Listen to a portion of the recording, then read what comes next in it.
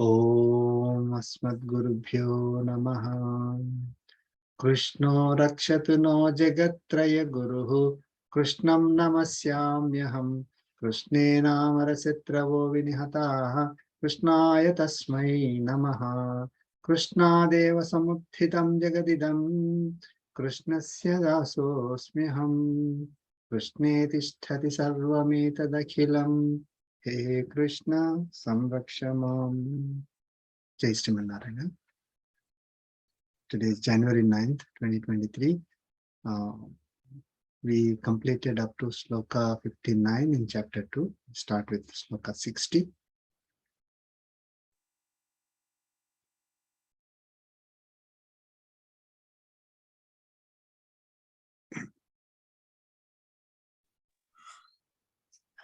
Please chant. Hope you can see the Sloka. Yep. Yes, sir. Yes, sir. Yatato hyapi kaunteya Yatato kaunteya purushasya vipaschitaha Purushasya vipaschitaha indriyani pramadhini indriyani pramadhini haranti prasabham manaha. haranti prasabham mana. Let's chant together. Yatato hi api kaunteya purushasya vipaschitaha indriyani pramadhini haranti prasabham mana.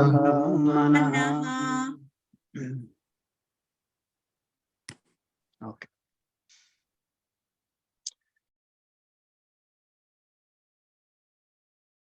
In the last sloka, so Lord Krishna mentioned that if we withdraw the senses from the sense objects, the senses do not experience the sense objects.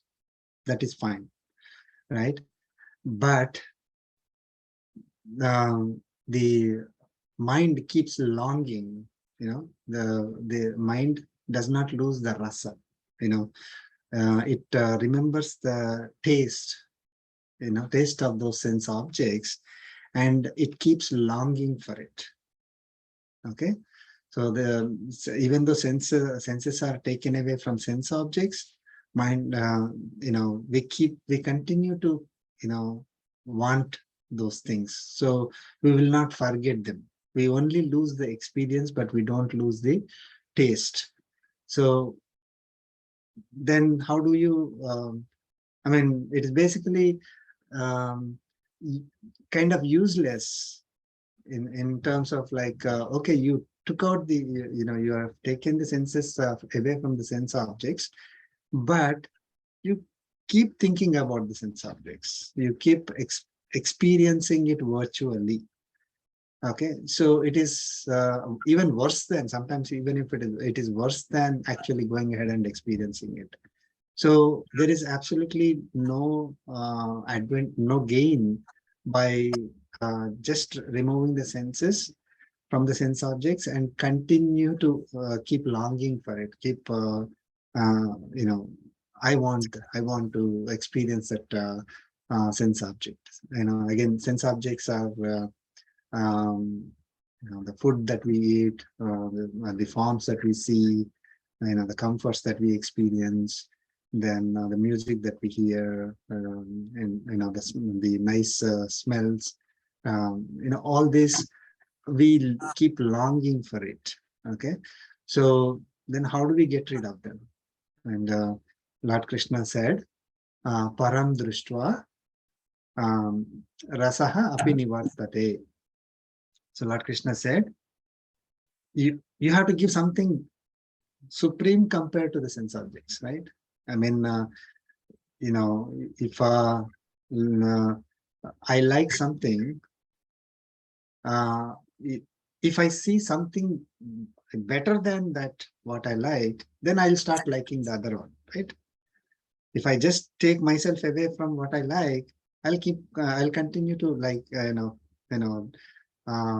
want to experience what I like. But if I experience something better than what I was liking earlier, then I will I will forget the previous one and I will go with the new one, right?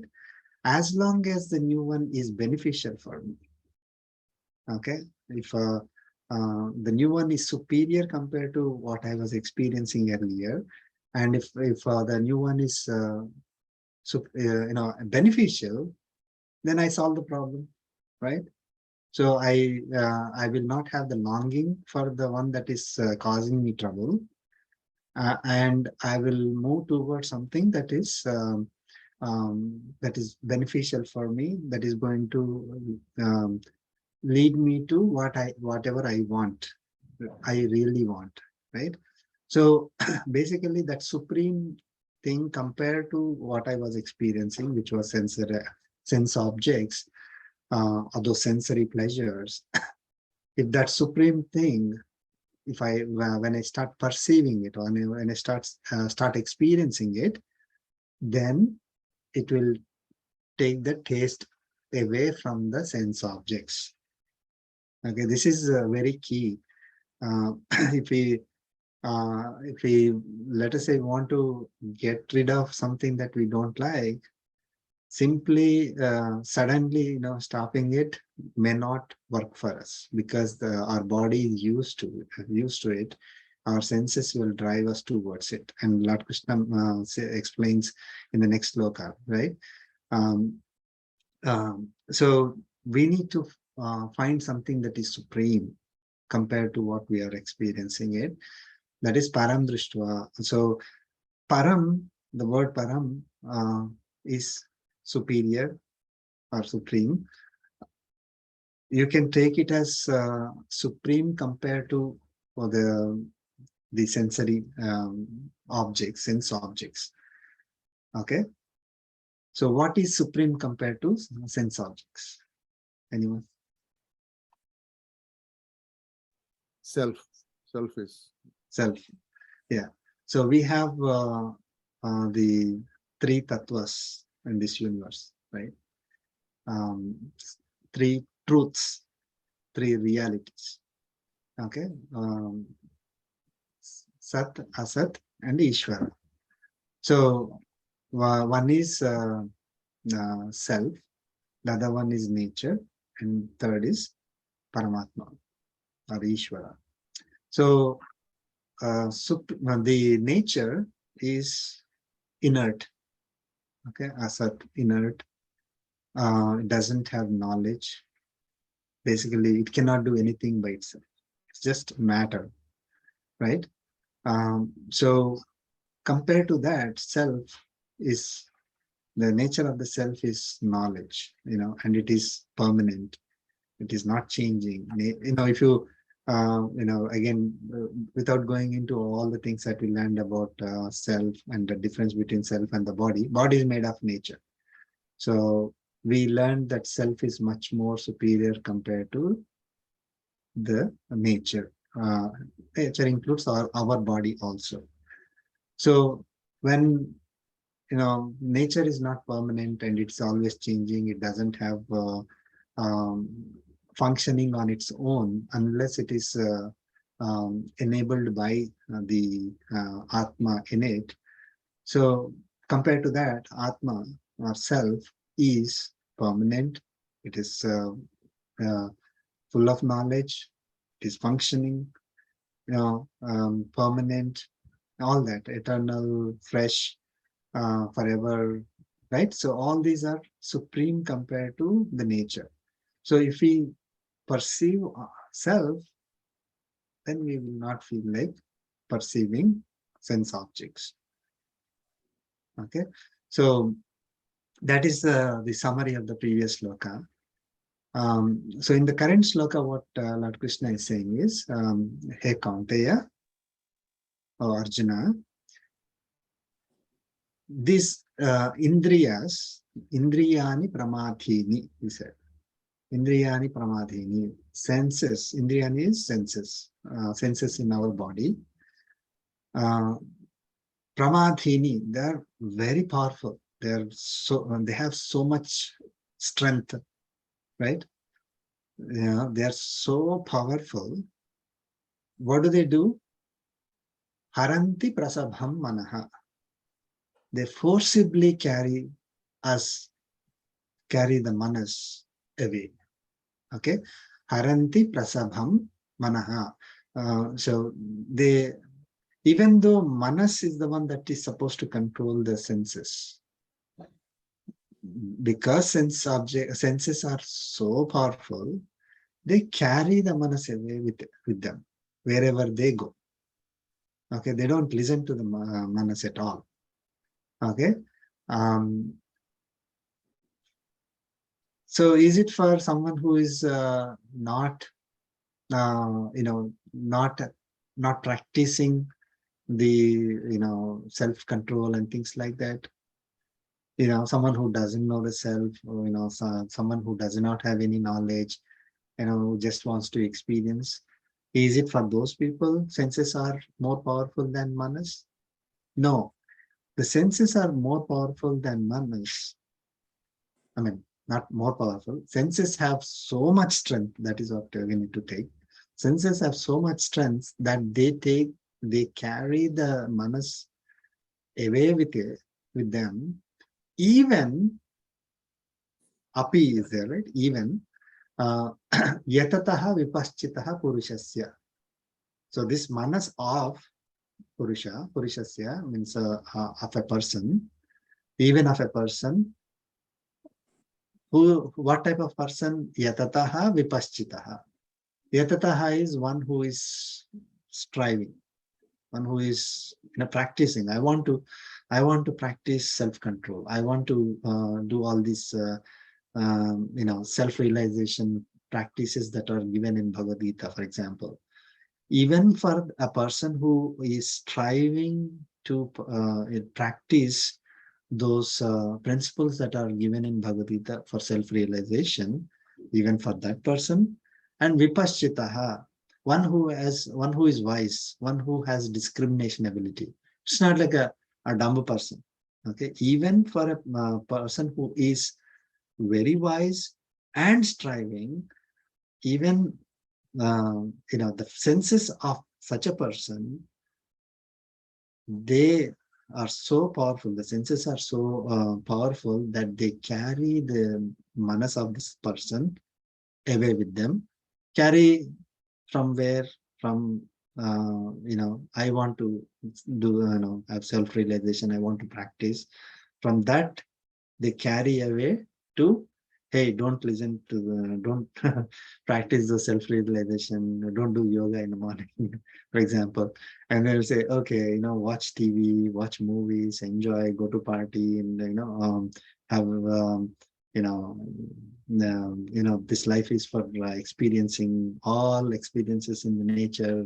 Otherwise, you are wasting your life. That is the kind of thing it will enforce. So basically, the manas will go away with the senses and forget about what it is supposed to do, or not. For even if it is not forget, it'll say, "Oh, I'm so um, uh, weak. I'm so weak. I cannot do much. My senses are taking me away. So let me at least follow the senses." So that is what Lord Krishna is saying. Important point here is Indriyani Pramadhini. Indriyas are the very powerful things. We should not underestimate our Indriyas.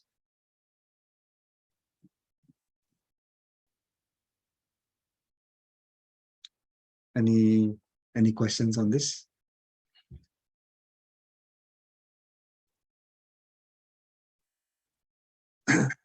So now see the problem here. There is a big problem. We need to control our senses to get self-realization, right? That is the first stage of becoming a Sthita Prajna. Isn't it? Yes. I mean, it is Basically, just try to withdraw the senses from the sensory objects, because you know, like that is the first stage, right? So that means basically it starts with controlling of our senses. So we need to control our senses in order to get self-realization. But in the previous sloka, what Lord Krishna said, so even if you try to control your senses, the rasa will be there, the taste will be there, and you'll be forced to experience the sense objects again. Okay, isn't it? So how will the senses, how will the rasa be deleted or depleted? How will the longing be removed? The longing is removed when we perceive something supreme, which is self-realization. So you have a vicious circle now. We need to control our senses to get self-realization, but unless we get self-realization, senses will not come under our control.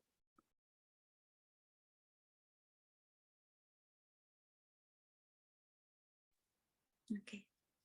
Right? You understood? Yes. So there's a technical term for this. It is called anyonya asrayam.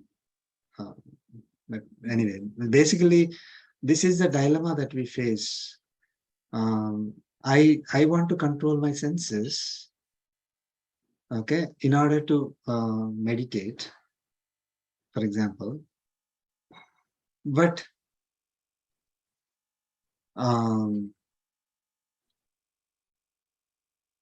with meditation, I want to control my senses, but my senses will not let me meditate. So that's the whole point of controlling the thoughts, right? So basically, the goal of the meditation is you just want to quieten your mind, right? I want to get away from all the negativity and commotion around you, and then that's the whole process, right, sir? Then if the thoughts are controlled, thoughts are monitored, right? Yeah, even in meditation, the thoughts are occurring, right? That is something you cannot completely stop, unless there are divine people who can do that. But people like me, you completely you cannot stop the thoughts, but at the same time, somewhere around the line, you can teach your mind to control the thoughts, in a way, channelized in a way, in a divine way, right? Meaning, okay, now you need to keep telling that, so they know, it knows to control the sense organs, to sense objects, whatever that indriya that we are referring to, right? So that's the whole point. That's a cycle, isn't it? And is it true that it closes the cycle? Because I know that I can stop thinking about that food that I've been waiting to eat, I've been wanting to eat. I know it is there in the fridge now, but still I can stop. I don't want to eat now, but I'll eat later. I can put that off, right? So again, I'm teaching my mind to stop that, right? So that we can do, isn't it? Yeah. See, this is the problem that we face. So let us say I want to, get away from, thinking that, okay, I like whatever dish is there in the fridge, I want to eat it, right? So I want to meditate, and my mind will be thinking about, okay, that dish in the fridge. Okay. So we are meditating. Oh, I want to get away from it, I want to get away from it. We are actually thinking about it.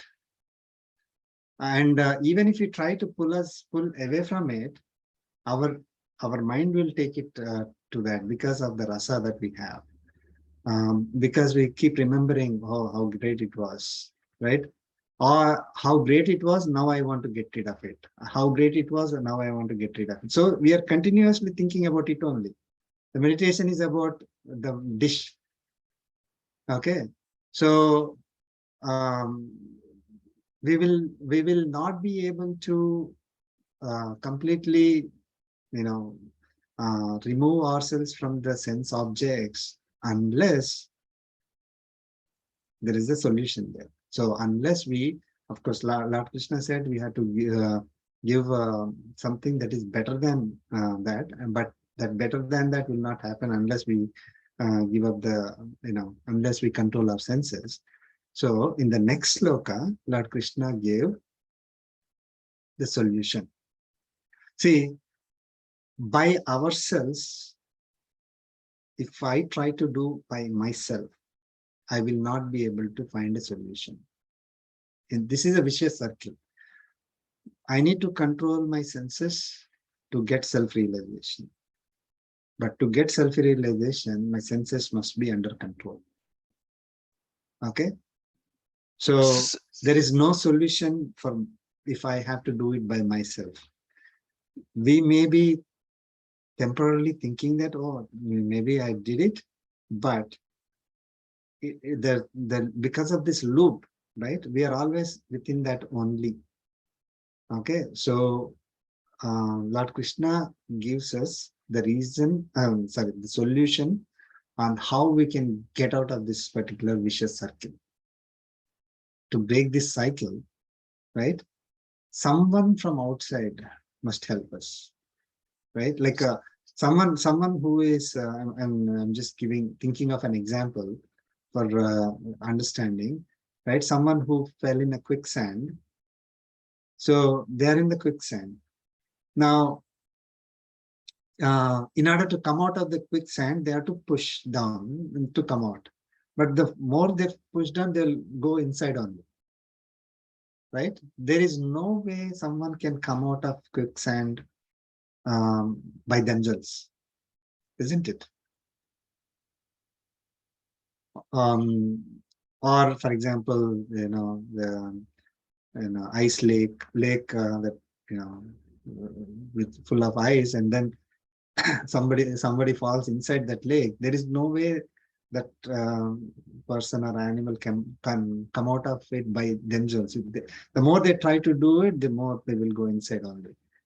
So we need to find an external thing which is much more superior than what we are doing, much more powerful, that need to help us to come out, to break this cycle. Right? Is that God? Like, exactly. or Guru? Okay. God. he gave the I answer. thought it is Guru. No, I mean, I think it's God when he said much more powerful. I think I was thinking of Guru earlier, but I think it's God or whatever. So Paramatma is the one that we need Paramatma, yeah. So we, by trying to meditate on Atma, ourself, right? Self, also doesn't work. Meditating on the external object obviously doesn't work because we keep thinking about itself only, which we want to get rid of, that attachment and that that sensory connection, because that is not permanent and all that. That's not our goal. So our goal is self, but our senses won't let us meditate on self. So we need to take the help of, or we need to surrender to Paramatma. That is what is there in the next sloka. So Lord Krishna gives the solution. So we clearly see the difference between Lord Krishna, when mentions about the nature, he mentioned about Atma or self, and now he says meditate on me. Okay, so you see the clear differences, three realities in in the universe. Okay, so any other questions?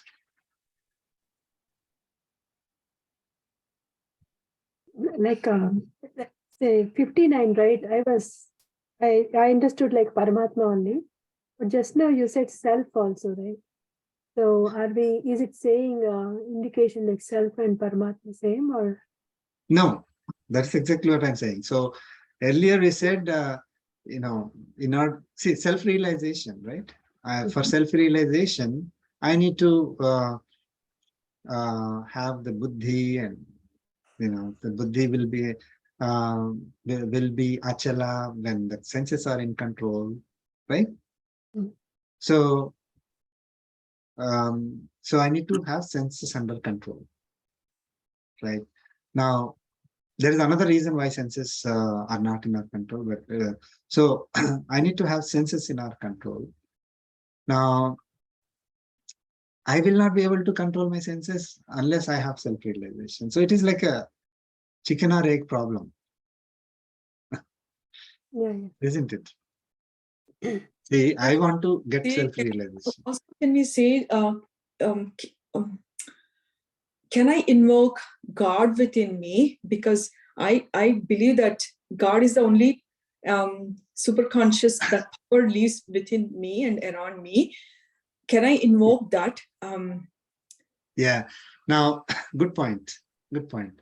We'll see how we need to invoke Paramatma. This is very key. Like this will answer a lot of questions about all our prayers and our what we do in temples and all that. So it has linked to that. So let us see the next sloka and we'll discuss further. Yeah, definitely. I mean, so we need to invoke Paramatma. How do we need to invoke Paramatma? There's this particular, whatever slokas we are learning have a link to it. So we'll see that. It is not invoking Paramatma, it is surrendering, it is focusing on Paramatma. So how do we need to do it? We'll see now. Okay. So next sloka 61. Share.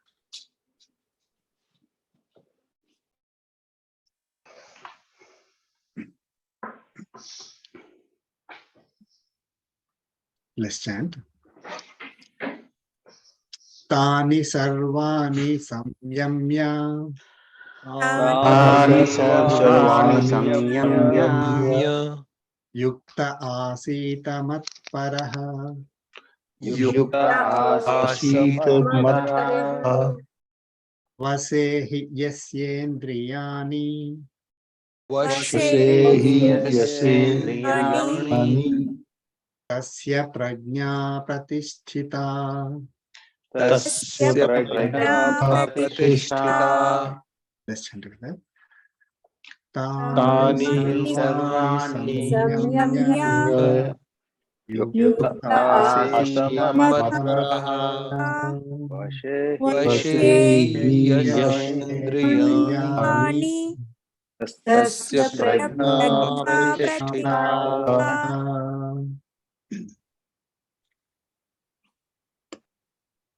So Lord Krishna is saying, Tani Sarvani.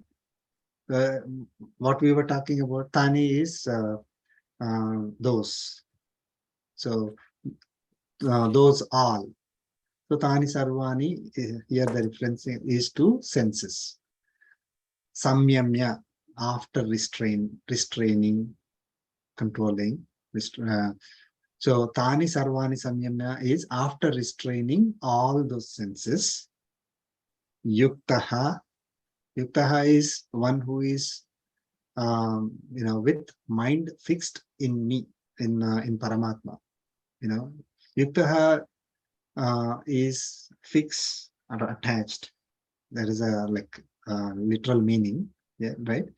So our other meaning is yogi, but don't take yogi as one who is doing yoga asanas and things like that. They could also be yogis.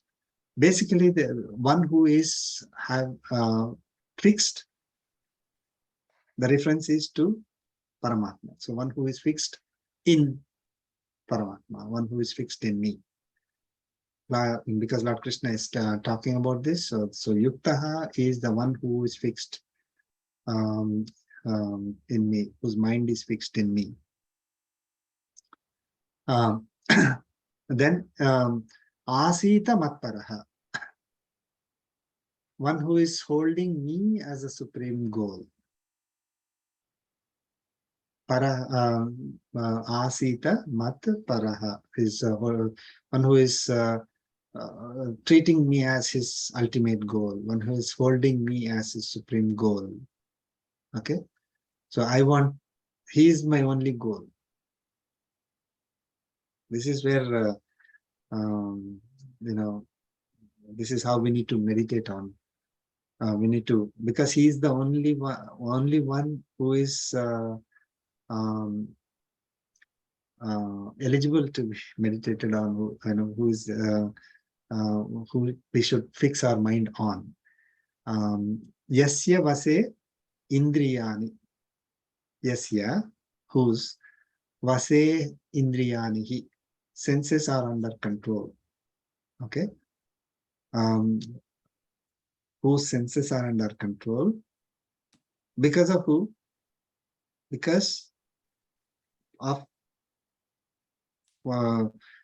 because the mind is fixed in me, and because they're holding me as a supreme goal. So because of me, their indriyas are under control. So whose indriyas are under control? Tasya prajna pratisthita. For him, wisdom is well established. So wisdom is well established. He gave the 4 stages, right? But the problem there is that if I simply say, okay, let me control my senses, let me have self-realization, keep the Paramatma outside, right? Okay, that's my only goal. I will not succeed.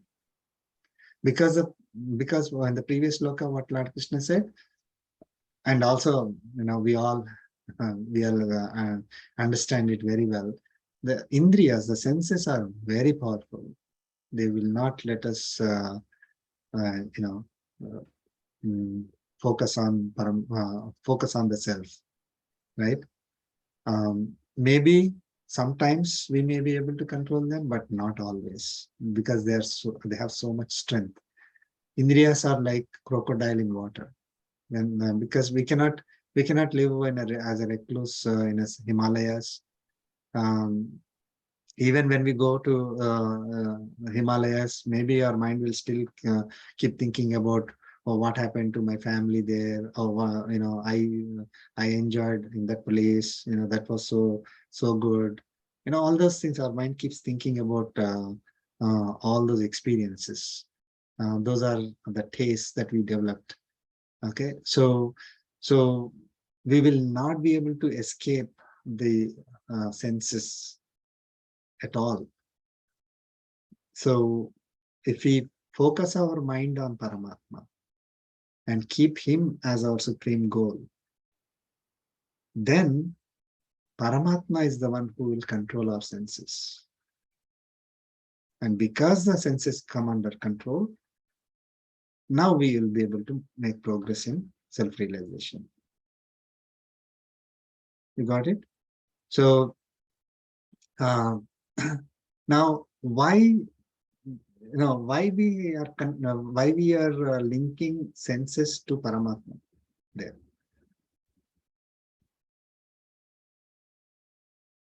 If our mind is the one that is focused on Paramatma, and our senses are free to do whatever they want, our senses will still take us away.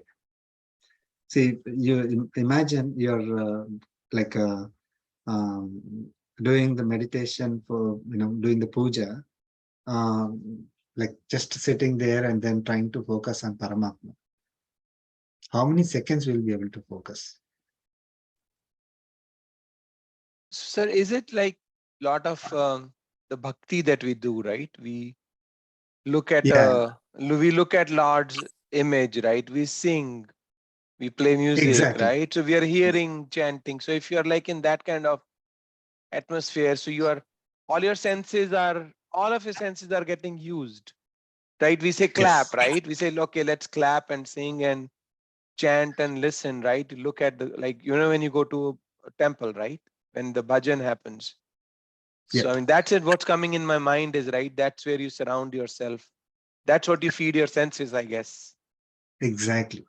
So you have to give the senses that experience what the senses want, but the experiences are related to Paramatma. So now your senses are not free to think about all those parties and then, enjoyments and comforts and things like that. They are also, I mean, it's not that they are not, the senses are not experiencing pleasures, right? So for example, you decorate, in the temple, you make good decorations. Your senses are experiencing that enjoyment, right?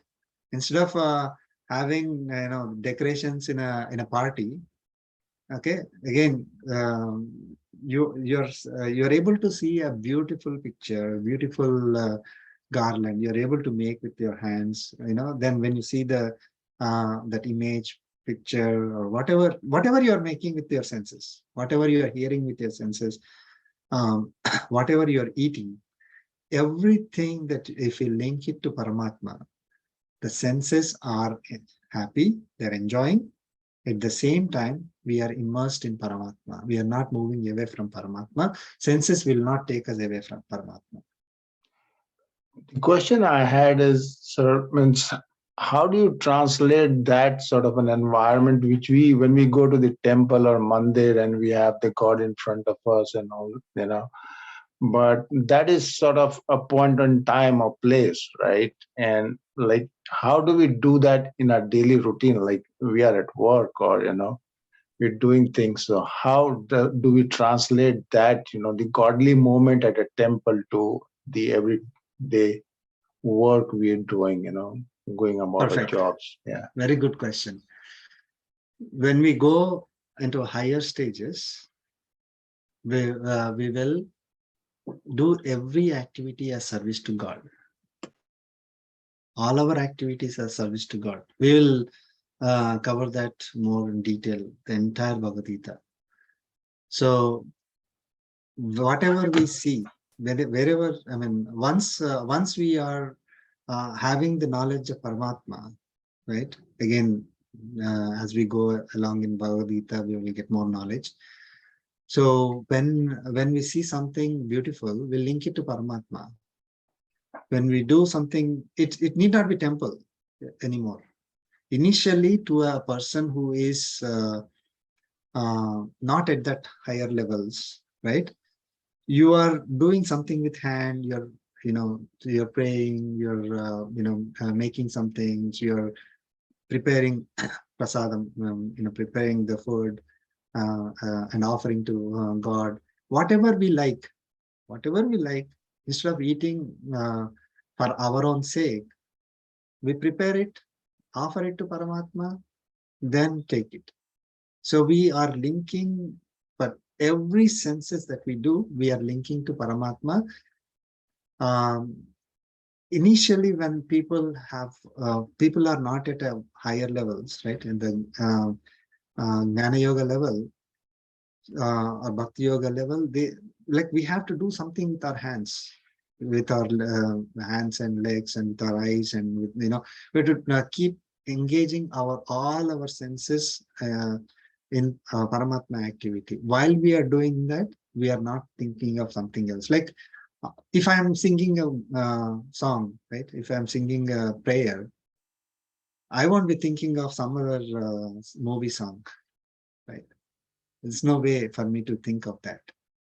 So by engaging in activities to worship God in whatever form, in the archa form. So here it is very important. The archa form comes into picture. We need to do these services to the archa form.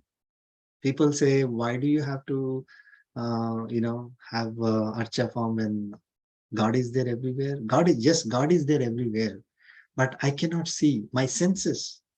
See, now there is a TV signal in this air. Can I see the TV movie? If say people say, hey, there is TV signal in the air, you see the TV, then how illogical that would be, right? If I'm not capable of perceiving that TV signal from air, I can't see it. So same way, if Paramatma is there all over and I'm not at the level of perceiving it, Paramatma everywhere, then I need a way for me to experience him, right? So that is the Archa form. So it's one of the 5 forms of Paramatma, Archa form. So we engage in activities for the Archa. So we, decorate, we give bath, we do puja, we prepare garlands, we, sing for him, we dance for him, we do activities for him, we keep listening to his stories. All these activities are engaging our senses, giving them pleasure, and at the same time, they are not moving us away from Paramatma. Our mind is still focused on Paramatma. Okay, one who is beyond this, one who is able to see Paramatma everywhere, for such a person, it is not necessary, but they will still do the Archa. They will worship Archa form, right? See, I can experience Paramatma, I can have self-realization and everything, but they will be able to, again, all these concepts will come later. They will do the worship of Archa form for the sake of others, to show how, like, not everybody is at that level, right? So if somebody has to, one who has become perfect, okay, they should show others. So for the sake of others, as an example for others to follow, they will be doing it. So it is not necessary for those people who are at a higher level to do same things that a lower level person does, but they will continue to do it. Okay. I'm not saying that higher level, lower level to discriminate. Basically, higher level of knowledge, higher level of practices. Even after they reach that stage, they will continue to do what other person. Like for example, say Balaji Garu can twist his body in 100 different ways, and he probably doesn't have to do small exercises like this for 20 minutes, but every day he still does it, right? Because poor people like us, we cannot do what Balaji Garu can do. So he has to show. If it simply just says, okay, twist your body like this, and then we'll break our bones immediately. So,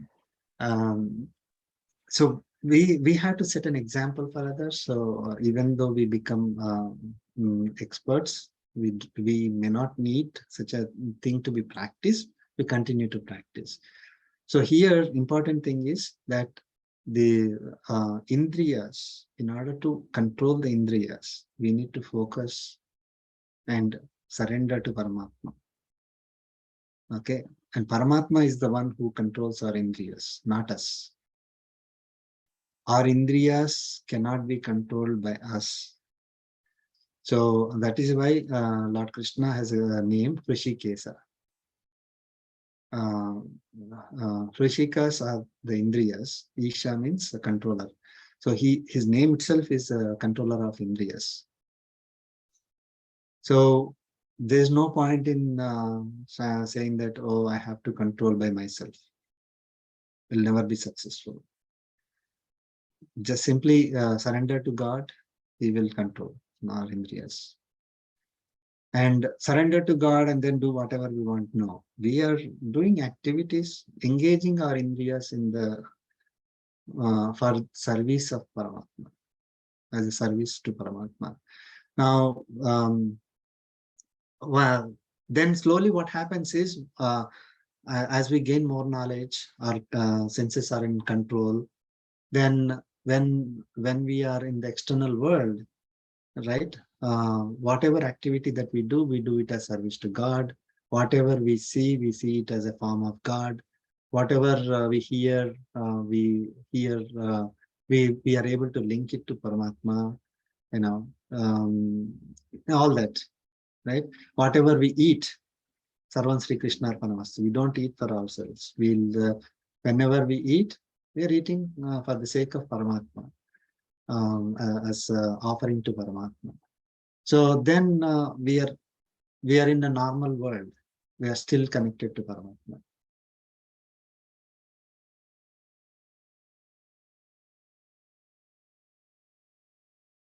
I think a couple of weeks back, I think we were saying that when we hear movie songs, we don't hear the heroine is singing for hero, or hero is singing for heroine. About that. I was thinking, yeah, discussing about that, right?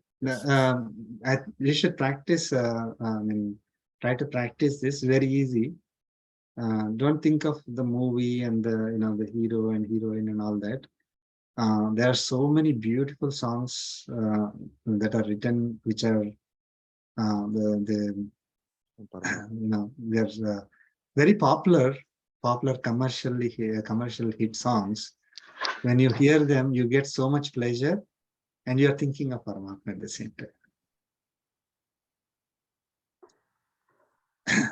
So when we are hearing that, we don't feel aversion. We are actually connecting to Paramatma and enjoying it. When we go on vacation to see, say Niagara Falls, we don't feel aversion. Oh, why did I come away from praying to God and all that? We'll pray to God there only. So such a beautiful form of Paramatma there. So like that, we will all our senses will be in service of Paramatma, experiencing Paramatma and in service of Paramatma.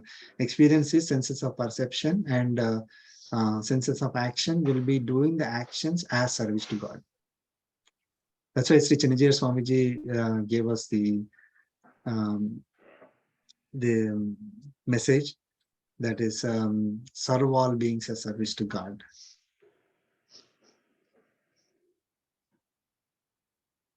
Right. So when we are doing any activity, your office work also, do it as service to God. It's not easy to do that. But you and Balaji, sir, both have set a great example of doing self-service, and yeah, couldn't be more thankful, sir. It's our bhagya. It's our blessing. So thank you. Yeah, so good luck to have. Yeah. So that is Sloka 61. Once our senses are under control because of Paramatma, then our knowledge will be secure. Our wisdom is secure. Wisdom of Atma is secure.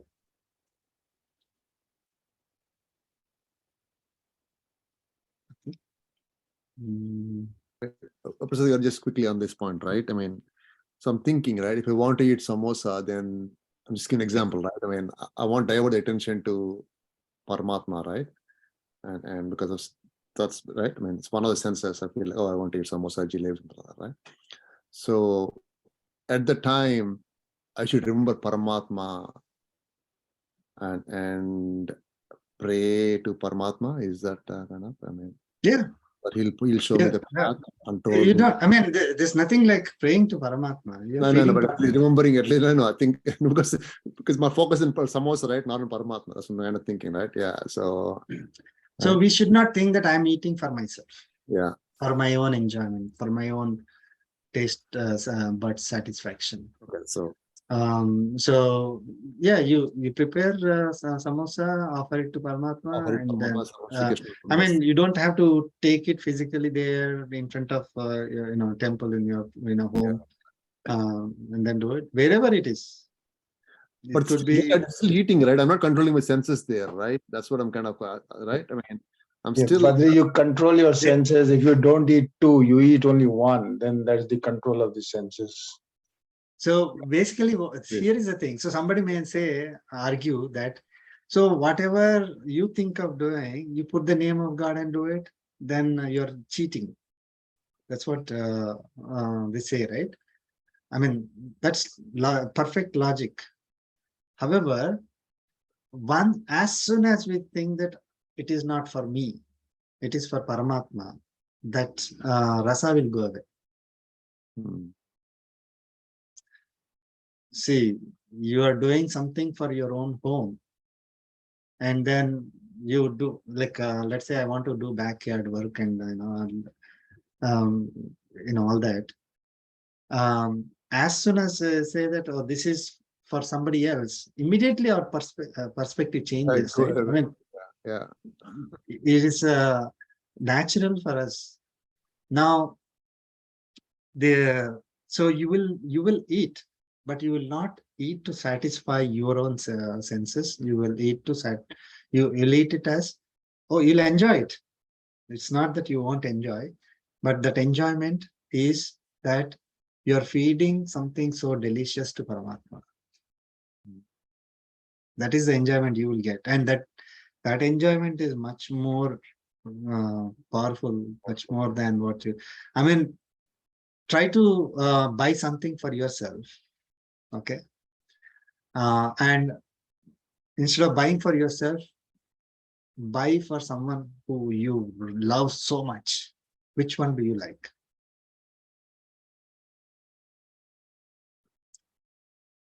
Right? I mean, for example, parents, they try to buy for the kids. They don't, like when they go to shop, they have $100, and then they take kids along with them, and then there is a nice shirt for them for $100, and they buy for themselves, or they will buy for the kids. For the kids, yeah, usually. Right? Why? Why is that? Is it because you don't like that $100 shirt? No, you like it, but you love them so much that you want to feed, you want to service them. I mean, you want to show your love towards them, and then that gives you more enjoyment than buying for yourself. So if you are loving Paramatma so much, again, this will come later chapters, but when we love Paramatma so much, then when I do some activity, when I feel that, it's so delicious, I'm the one who is enjoying, it's not Paramatma, right? Because it's my tongue, right? So I'm eating that. So, but the mind is that, oh, Paramatma, I'm feeding Paramatma, right? So truly believe in feeding Paramatma. Yes. Then I love him so much. So my enjoyment is 10 times, 20 times now. So now, do we really, I want to fill my stomach with, 100 laddus or 100 gulab jamuns? No, because it is not to fill my stomach. So we will not be like overeating and all that stuff.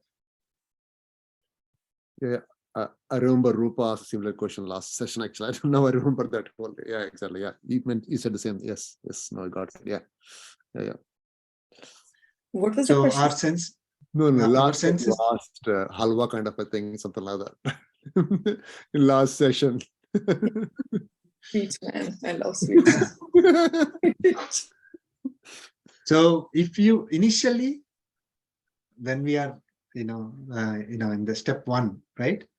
Whatever you want to eat, you eat that, you prepare that only, but do it as offering to Paramatma and eat same thing. But as time progresses, what happens is that Come out of that. will come down. I am eating will come down. Yeah. I'm feeding. I'm basically offering to. I'm not feeding. I'm offering to Paramatma. So for Paramatma's enjoyment. and then automatically the amount will come down. Automatically, our own desires will come down, because he's the one who is controlling our senses. So he's the one who is going to control our time. So then automatically, because we are focused on Paramatma, then instead of spending so much time in eating, then we will probably spend more time in satsang and chanting and learning more things and things like that. Got it. Thank you, sir. Okay, 62.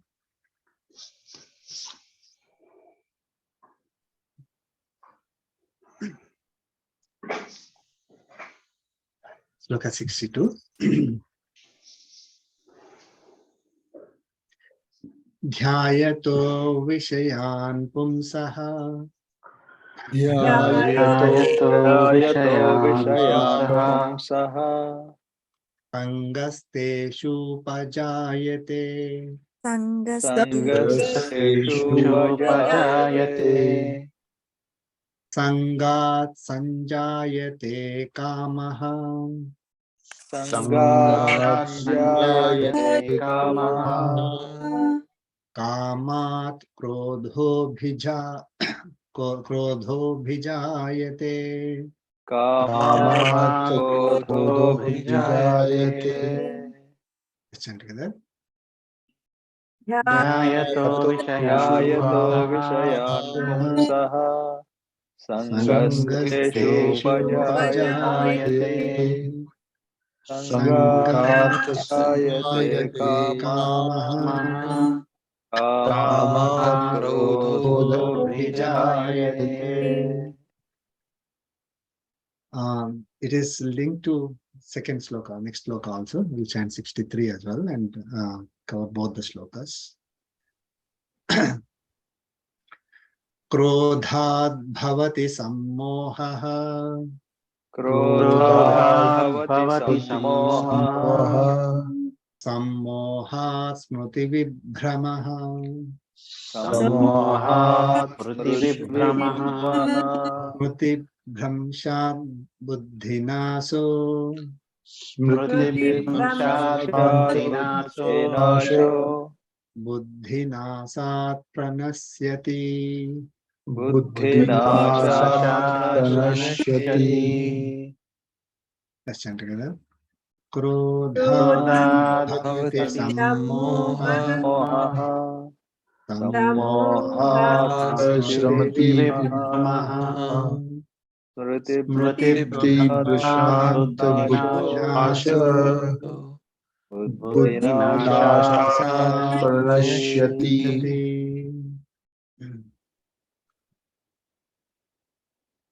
These two slokas, so I mean, if we learn the meaning of these two slokas, okay, that's sufficient. Learn the meaning and practice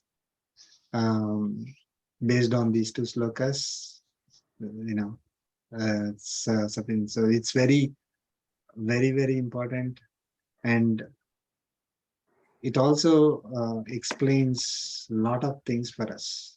So, a lot of life management questions that we may have. Why is happening this way and that way, right?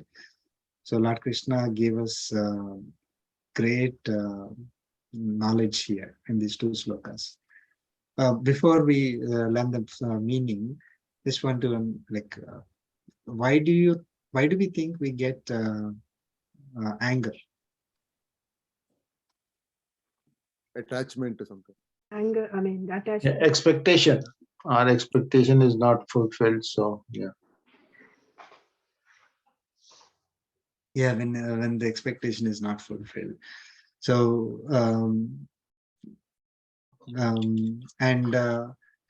why do we get expectation?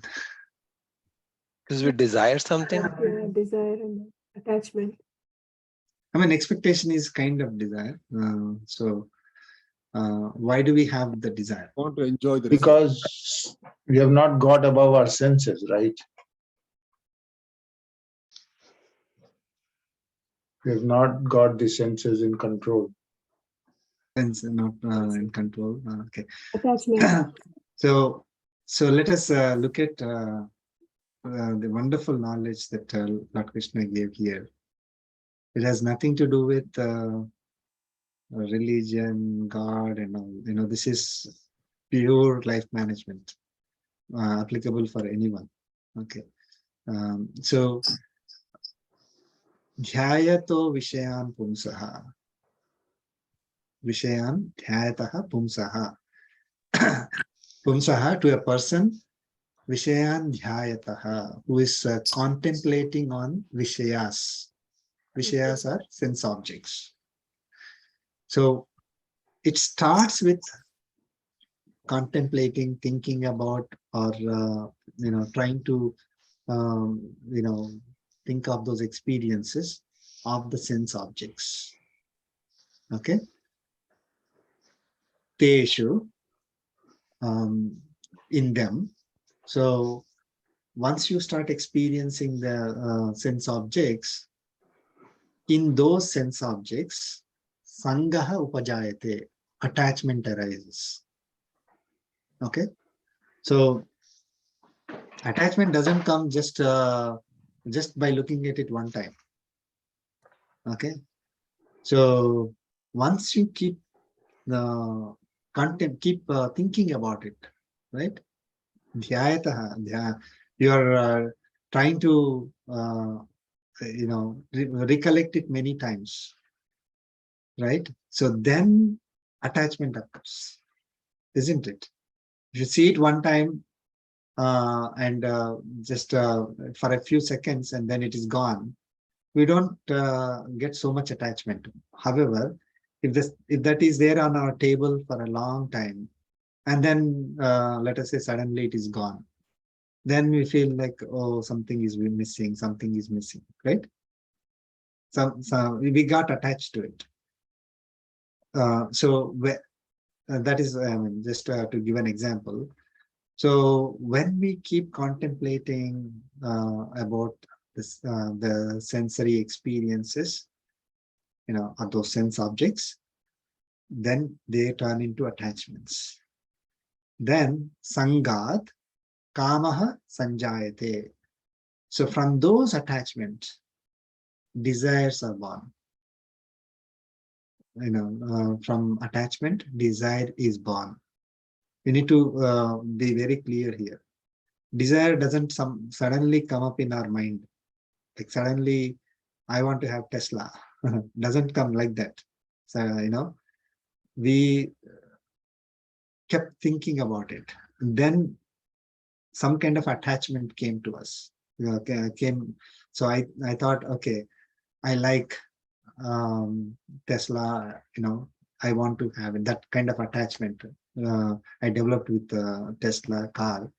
Then a desire will be born to buy the Tesla car. Or, I want to, I see some, nice pictures of, let us say, beautiful place somewhere in Europe. If I see one time and then forget about it, I don't even, I will not get the desire to go and see that place. But, we see that several times, or we saw only once, but we keep thinking about it. Then I want to go and see it. That kind of thing will come up. That desire comes up, right? So, kamat krodha abhijayate. So from the desire, anger is born. So this is the sequence. We keep thinking about our sensory experiences, so sense objects. Then attachment comes. From the attachment, desire is born. From desire, anger is born. Why anger is born from desire?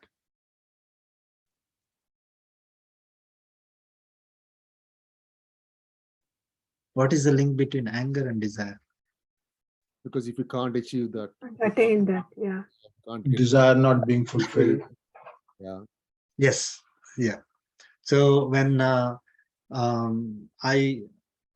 have a desire to continue to experience something, and then that that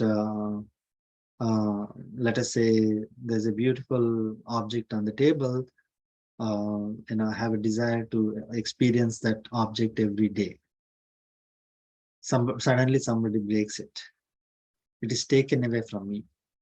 Whatever I liked is taken away from me. I get angry, right? Or I wanted a gift, typically. So I like something, I wanted a gift, but my whoever is supposed to give me that did not give. I become angry. So whatever so that is about likings. Whatever I dislike, somebody does it. When disliking thing is near me, I get angry. When a liking thing goes away from me, I am angry. When a liking thing I did not get, I am angry. Right? So that's why there's a strong connection between desire and anger. Anger does not come by itself, out of blue moon, suddenly. When someone is angry means there is something, some desire that is behind it. May not even know, they may not even know sometimes, because the anger comes so fast, we won't even recognize that there was a desire behind it. So if we want to really see why am I getting angry, like think about what desire I have. Don't try to control your anger by itself, because you have to control the desire, control the understand the desire first before even controlling, right? Then to control the desire, we have to think of what attachments I have developed. Okay, and then for that we have to think of what I'm thinking about. What am I contemplating on? So from there, the anger comes. Now, in the next sloka, Lord Krishna said, Krodhat bhavati sammohaha. So from anger comes delusion, sammohaha. What is sammohaha? It is lack of discrimination between right and wrong. This is typically what we experience, right? When somebody becomes angry, they will do things which, which are definitely inappropriate at that moment. Like depending on how much angry they are, they will they'll simply use their physical reaction or verbal reaction, which is totally inappropriate. Like, for example, we should be respecting a person. Instead, if I'm angry, I'll be criticizing or scolding that person. Okay, so or we should take care of somebody, but when we are angry, we will probably hurt that person, or we are not supposed to do something,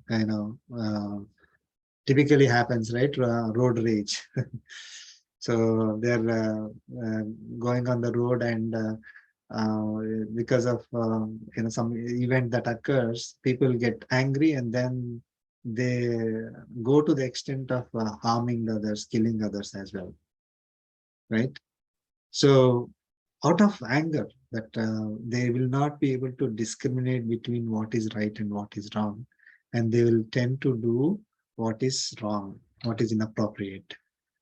That anger misleads mind, and our mind lacks judgment. Okay, it doesn't know what should be done, what should not be done. I know, going into details about anger, but this is something typically what we experience every day. Either we experience or somebody is showing anger on us. So we need to understand what is happening in that scenario. Something is wrong with that person. No, It's not like that. So there is a reason behind anger. Why we need to these slokas will tell us. So sammoha smriti vibhramaha. So from that delusion comes smriti vibhramaha, is forgetfulness. It doesn't mean that I'll forget what I did in my high school, what I did in my college, my office, things like that. I forget how to drive. No, so from that delusion, what happens is we forget who we are. We forget why am I here. We forget what to do, what not to do, and so on. Right? I mean, that's why people take action which is totally inappropriate.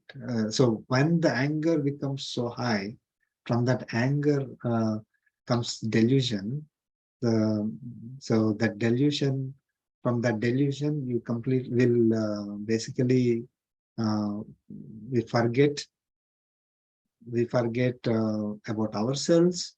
We forget our duties.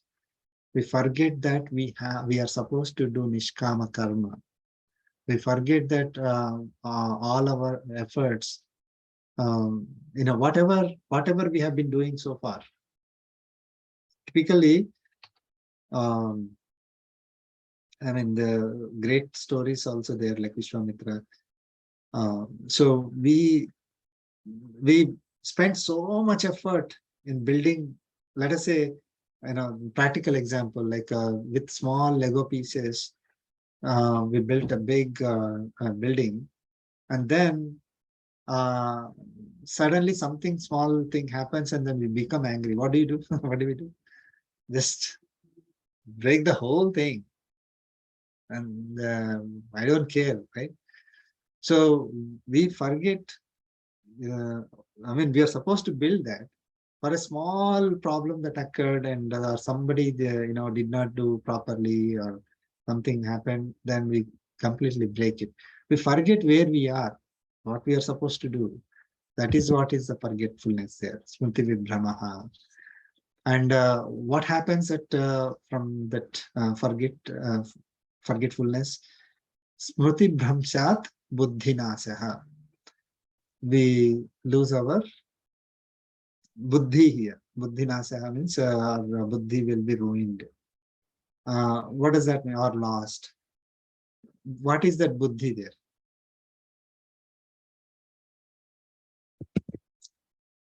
What buddhi we are supposed to have? Buddhi. Buddhi, vyavasayatmika buddhi, right? Buddhi, Balance. equanimity. Perfect. Yes. So the balance of mind, the buddhi that gives us the balance of mind. So that will be lost, right? So when forgetfulness happens, we forget what we about our duties, about ourselves, where we are, and what we need to do. And then from that, as it grows, if it is not controlled, as it grows, then it basically totally removes our mental peace of mind. Loss of it basically results in loss of equanimity, or loss of balance of mind, loss of vyavasayatmika buddhi. Our focus will be lost, what we are supposed to do. Okay. And then from buddhinasat, from that loss of equanimity, pranasyati. Pranasyati is ruined. What is ruined? Completely ruined, completely gone, lost. What will be lost? What will be ruined? The goal will be lost. The goal of reaching Paramatma will be lost. Yes. Our goal is lost. Our goal is ruined. And then we will continue in the cycle of births and deaths in samsara. So this these two slokas give us the obstacles. I mean, it starts. This is the greatness of Bhagavad Gita. I mean, it starts with this simple thing like thinking about our sensory experiences, and it ends up with total loss for us. If you don't know this, we'll continue to rotate in this cycle of births and deaths. In between, all kinds of sinful acts will happen because of the desires and anger. Because we lose our mind, we lose our buddhi, that is intellect. We cannot control our senses, right? So no control of senses, no control of mind, no control of buddhi. And then we continue to do activities which are totally against our goal. Our goal is to clear karmic bondage. Instead, we will be acquiring more karmic bondage. So we will lose discrimination, judgment ability. So instead of doing what is right for us, we will do exactly the opposite. We will do what is wrong, thinking that it is right. So it is the delusion that we will get because of the because we lost our mind and our buddhi and everything. So basically we will start with a small thing and then end with a big loss.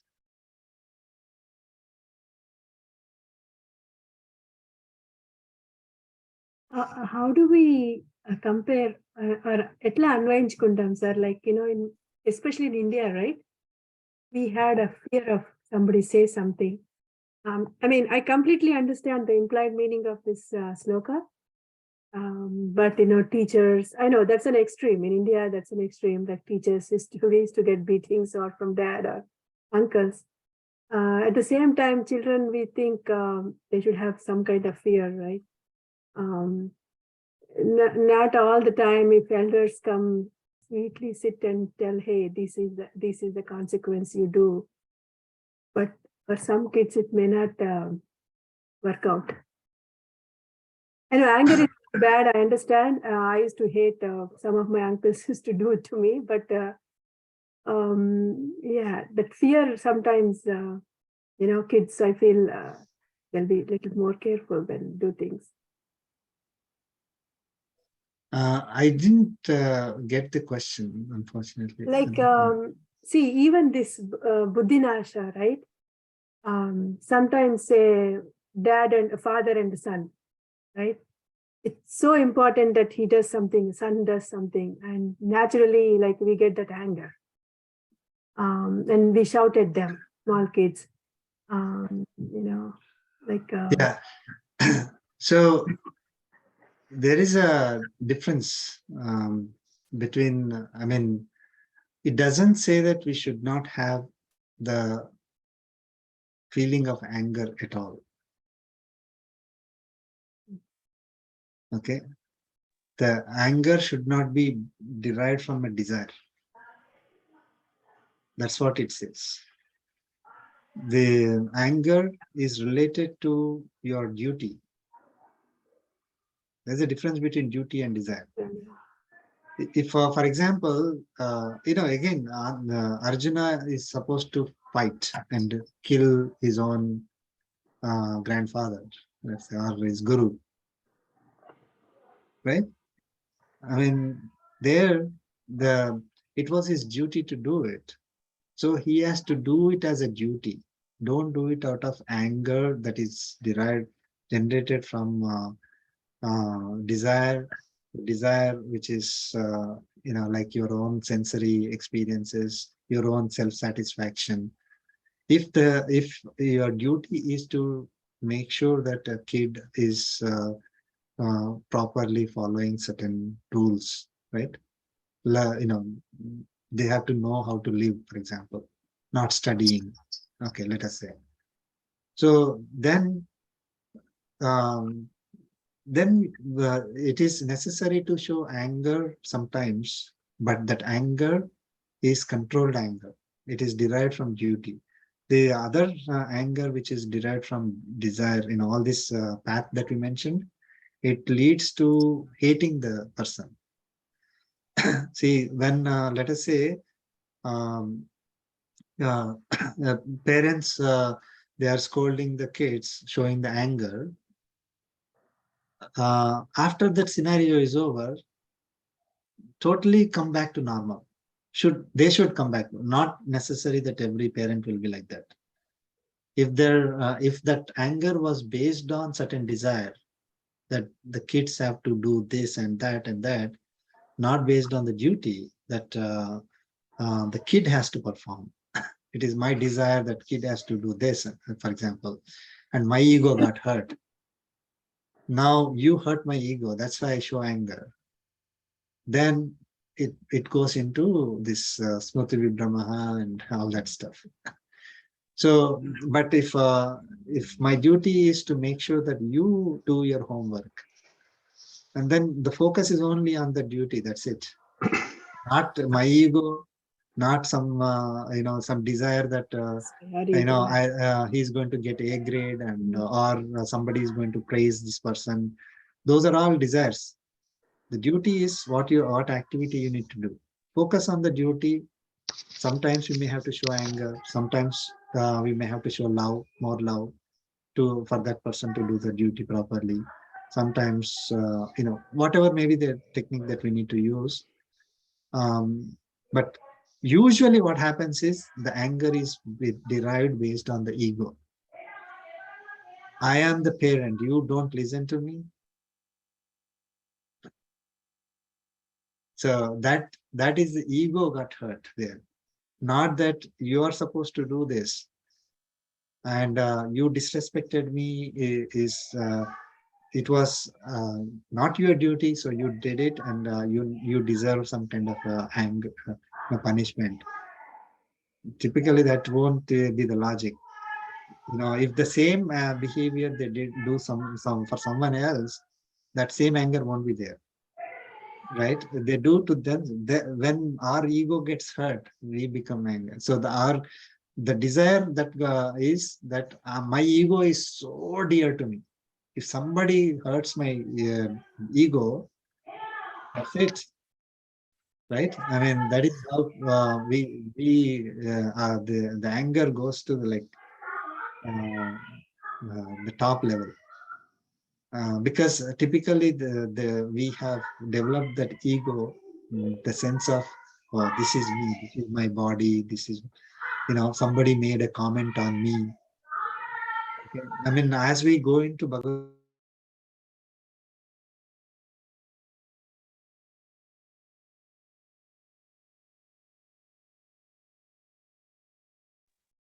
yeah.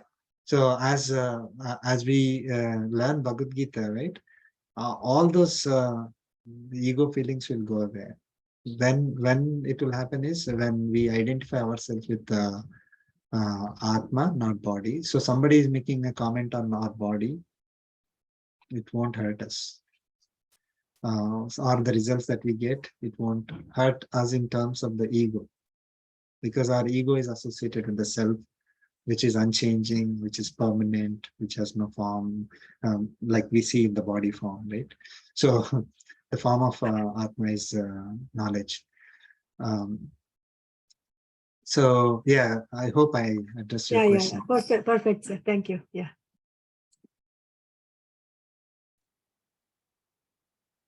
Any other questions? I think we are 5 minutes over.